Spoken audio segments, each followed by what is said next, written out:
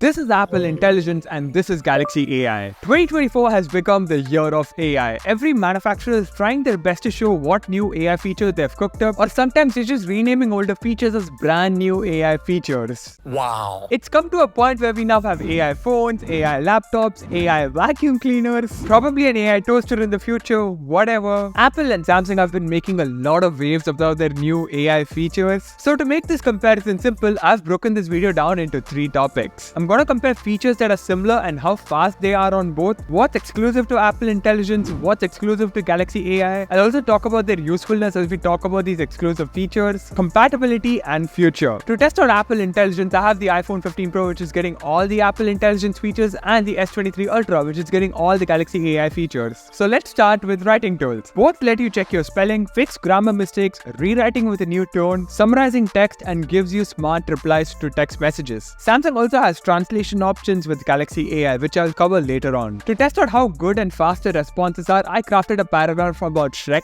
and it's filled with some grammatical mistakes, it needs summarization, everything. So let's start with summarization. And that's where I hit my first roadblock. For some reason, Galaxy AI was summarizing the first half. I thought it's a character limit. My amazing paragraph has 3,957 characters. Thanks ChatGPT. Samsung says it can support up to 4,000 characters in Samsung Notes, and I was using Samsung Notes. As per my knowledge, Apple Intelligence doesn't really have a character limit. I didn't want to deal with any of it, so I highlighted up to what it could summarize on the iPhone. And let's start.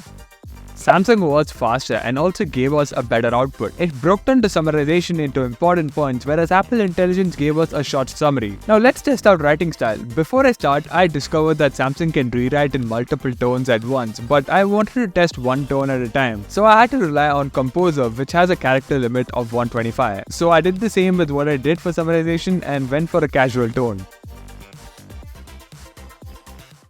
I don't understand how my amazing Shrek paragraph is inappropriate. I tried it 3 times and got the same result. So I got another paragraph this time about YouTube. I tried summarization once again, Samsung won like last time. But in terms of writing style, I asked both to rewrite in a casual tone.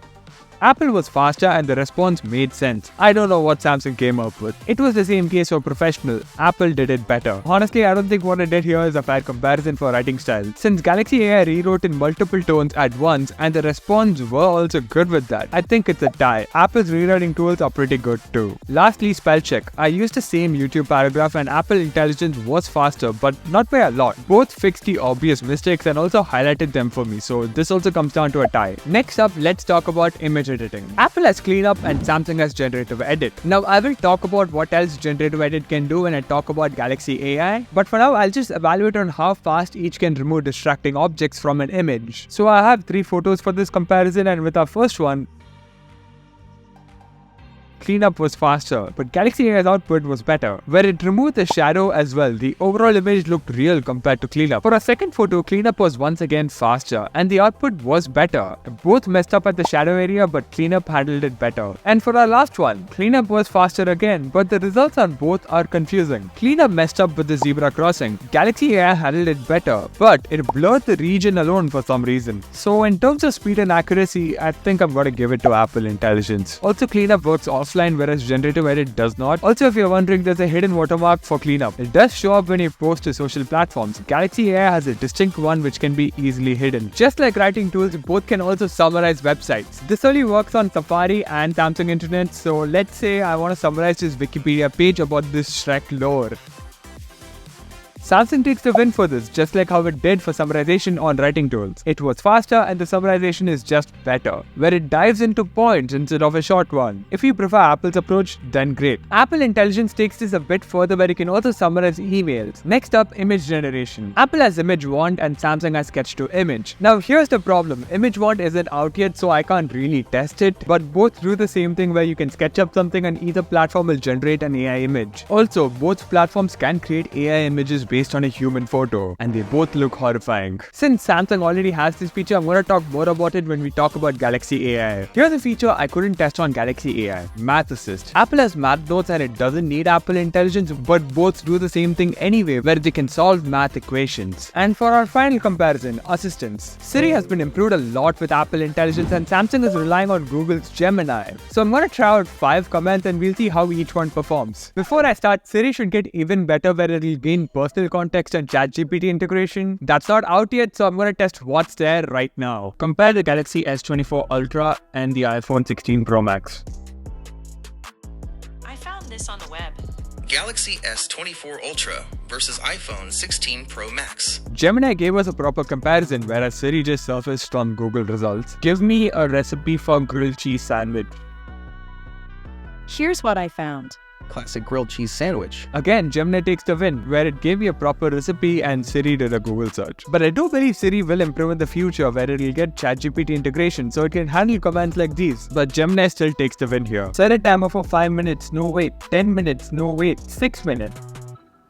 6 minutes, counting down. Sure, 6 minutes. And we're starting now.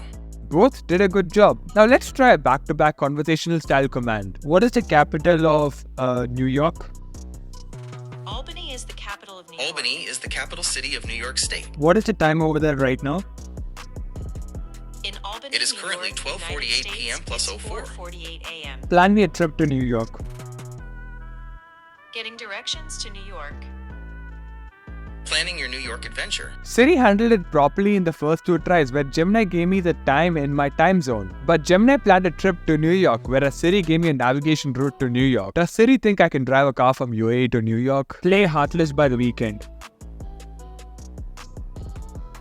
Here are some videos. For some reason, Gemini brought up the search results instead of playing music, so I used YouTube to play music in this case. Favorite the video/song. Okay, I've added this song to your favorites. Sorry, I can't help with that. Like the song.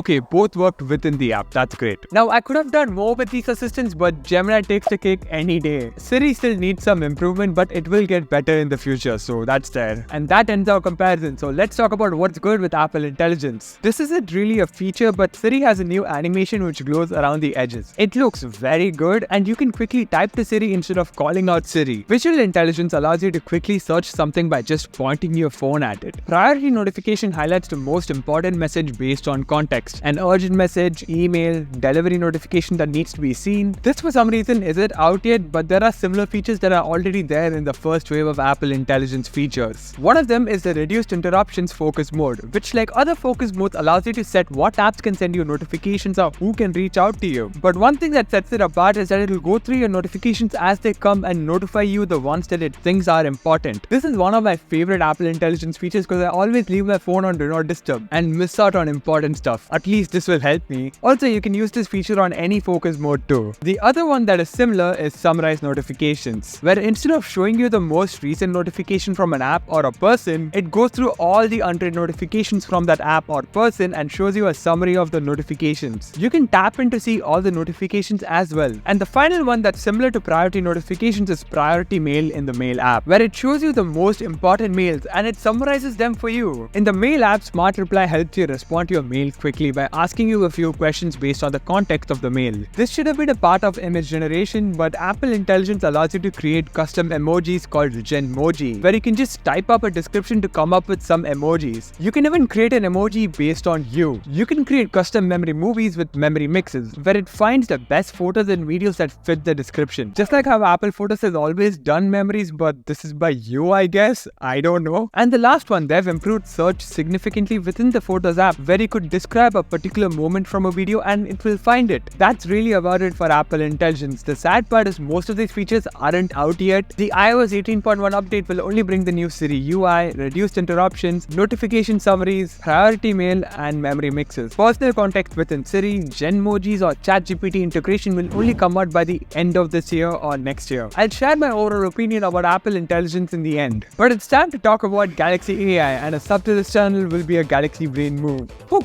We just hit 10k a few weeks back. Can we hit 100k by the end of this year? I've even put up an interesting countdown as my banner, which I'll update every single day until we hit 100k. Do it! Circle to Search allows you to quickly search up things with a long press of the home button or navigation bar. I don't know why Samsung or Google call this an AI feature when this used to be a thing with Google's Now on Tap from 2016, and they silently killed it in 2017. Circle to Search is still a feature I like though. Let's get to translation. Samsung has a few great options here powered by AI. Interpreter allows you to have back-to-back conversations with someone. Now this might seem similar to Google Translate, but I personally feel Samsung's implementation here is way better. It works with no noticeable latency, it takes good advantage of the mics on the top and bottom to have a proper conversation with someone, especially great with their foldables where you can just prop your phone up to talk with someone. Also, these translation features work with Samsung's recent earphones too, and you can use it within third-party apps. And Live Call Translate goes hand in hand with that. It will translate calls on the fly for you and the other person. This is pretty insane. And it works offline as well. Now, it's not perfect. Both of these translation features will still have issues with dialect, and you can't really have a conversational tone with these, but it's still a cool feature. Let's get back to notes. Samsung has this feature which auto-formats and organizes your notes. Let's say I have a bunch of go-to destinations. It'll categorize them based on continents, something that would have definitely taken me time if I did that manually. And they take it a bit further by even customizing each note covers based on the context. Now this doesn't happen automatically, but if you go through and do it for the notes you wanted to do it for, this will instantly improve your overall notes organization. It's time to talk about the gallery. There's this cool little feature where you can instantly slow down any video. Yes,